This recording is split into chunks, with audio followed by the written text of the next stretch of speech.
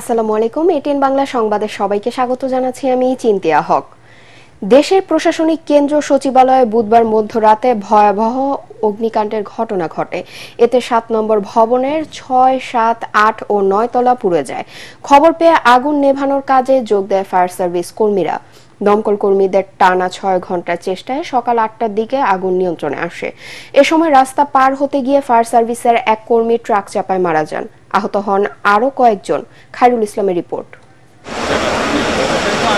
সচিবালয়ের ৭ নম্বর ভবনের এক প্রান্ত থেকে অন্য প্রান্ত পর্যন্ত দাউ দাউ করে জ্বলছে আগুন। আগুনের পাশাপাশি কালো ধোঁয়ার কুণ্ডলিতে ছেয়ে গেছে পুরো সচিবালয় এলাকা। এ সময় আগুন নেভানোর কাজ করতে নানা সমস্যার সম্মুখীন হতে হয় ফায়ার সার্ভিস কর্মীদের।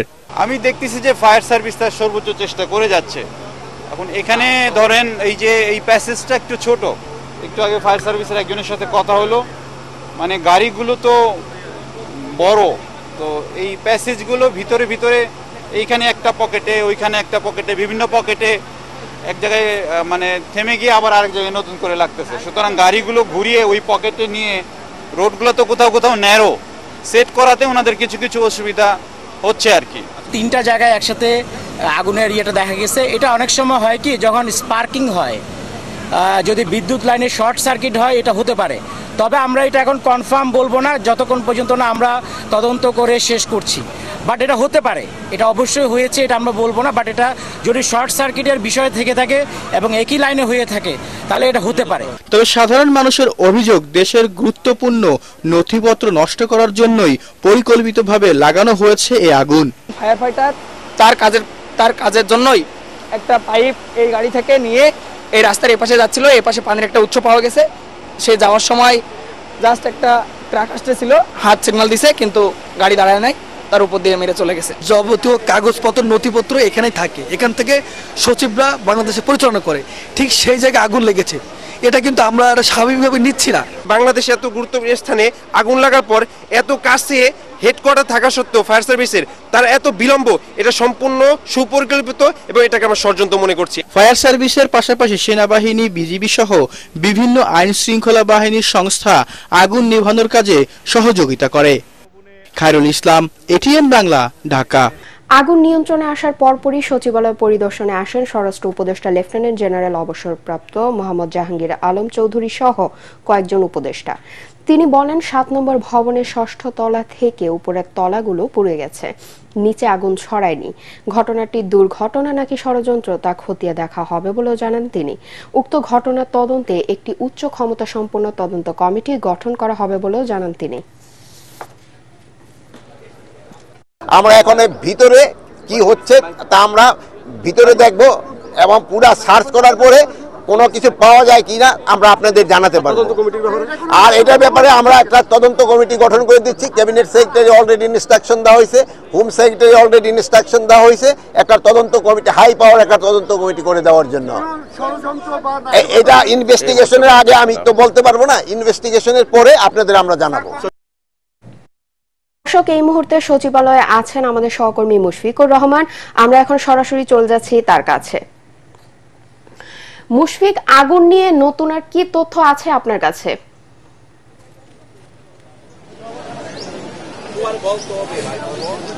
চিন্তিয়া, এই মুহূর্তে আমি দাঁড়িয়ে আছি সচিবালয়ের একেবারে মূল ফটকের বাইরে।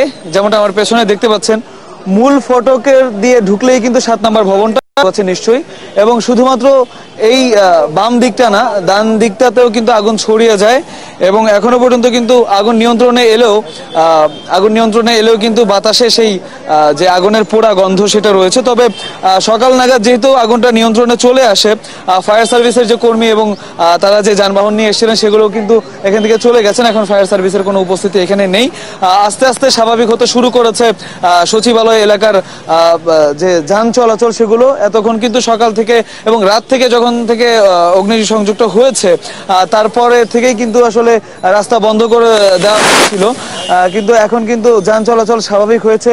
সচিবালয়ের যে লেনটা সেই দিকটা দিয়ে কিন্তু তার উল্টো পাশের যে রাস্তা যেখানে দাঁড়িয়ে আছি সেখানে কিন্তু আসলে যান চলাচল এখনো পর্যন্ত স্বাভাবিক হয়নি। যান চলাচলের জন্য সেটা খুলে দেওয়া হয়নি, কারণ এদিকটা একটু দেখাতে চাই যে ফায়ার সার্ভিসের যে কর্মী নিহতের ঘটনা ঘটেছে সেটা কিন্তু এই রাস্তাতে হয়েছে। সেখানে তার হেলমেটটা আসলে এখনো পর্যন্ত পড়ে আছে এবং ওই যেখানে অ্যাক্সিডেন্টটা ঘটেছে সেখানে কিন্তু আসলে একটু রেস্ট্রিক্টেড করে রাখা হয়েছে এরিয়াটা, যাতে এখানে যান চলাচল কিন্তু ব্যাহত হচ্ছে, যান চলাচল এখানে স্বাভাবিক করা হয়নি। এই হচ্ছে সার্বিক পরিস্থিতি বর্তমানে। এছাড়া আমরা বেশ কয়েকজন উপদেষ্টাকে কিন্তু ভেতরে ঢুকতে দেখেছি এবং তারা দীর্ঘ সময় ভেতরে কিন্তু তারা পরিদর্শন করছেন এবং পর্যবেক্ষণ করছেন আসলে ঠিক কি কি ক্ষয়ক্ষতি হয়েছে, কি পরিমাণ, সেটা এখনো পর্যন্ত আনুষ্ঠানিকভাবে আমাদেরকে জানানো হয়নি। তবে কিছুক্ষণের মধ্যেই হয়তোবা তারা আমাদেরকে জানাবেন আসলে কোন কোন মন্ত্রণালয় বিশেষভাবে ক্ষতিগ্রস্ত হয়েছে। এই ছিল এখনকার মতো আমার কাছে সর্বশেষ। চিন্তিয়া, আপনাকে ধন্যবাদ। চুয়াডাঙ্গার রেল স্টেশন থেকে 14 সোনার বার সহ 3 জনকে আটক করা হয়েছে। বুধবার রাতে চুয়াডাঙ্গা রেলওয়ে স্টেশন এলাকা থেকে তাদের আটক করা হয়। আটককৃতরা হলেন দামুড়হুদা উপজেলার শ্যামপুর গ্রামের জাকিরুল ইসলাম, তার ছোট ভাই রাজিবুল ইসলাম এবং সোলাইমান হোসেন। চুয়াডাঙ্গা 6 বিজিবি ব্যাটালিয়নের পরিচালক লেফটেন্যান্ট কর্নেল সাইদ মোহাম্মদ জাহিদুর রহমান জানান, গোয়েন্দা তথ্যের ভিত্তিতে চুয়াডাঙ্গার রেলওয়ে স্টেশন এলাকায় অভিযান চালানো হয়। সন্দেহজনক 4 জনকে আটকের চেষ্টা করে বিজিবি, তবে একজন পালিয়ে যায়। পরে আটক 3 জনের শরীর তল্লাশি করে 1 কেজি 630 গ্রাম ওজনের 14টি সোনার বার পাওয়া যায়, যার আনুমানিক বাজার মূল্য 2 কোটি টাকা। পরবর্তী সংবাদ দেখার আমন্ত্রণ জানিয়ে এখনকার মতো শেষ করছি। এটিএন বাংলা সংবাদ ইউটিউবে দেখতে ব্রাউজ করুন youtube/ATN Bangla News। ধন্যবাদ সবাইকে।